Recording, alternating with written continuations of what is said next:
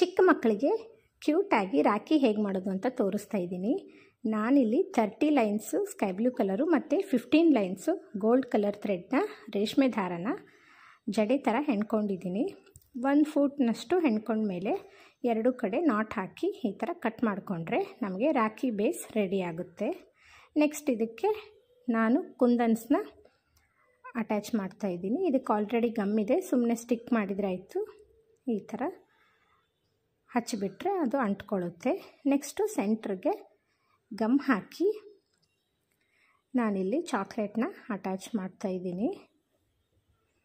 ಈ ಐಡಿಯಾ ನಿಮಗೆ ಹೇಗೆ ಅನಿಸಿತ್ತು ಅಂತ ಕಮೆಂಟ್ ಮಾಡಿ. ಇದೇ ಥರ ನಾನು ಮಾಡಿದ್ದೀನಿ. ಮತ್ತು ನಿಮಗೆ ಯಾವ ಚಾಕ್ಲೇಟ್ ಇಷ್ಟ ಅಂತ ಕಮೆಂಟ್ ಬಾಕ್ಸಲ್ಲಿ ತಿಳಿಸಿ.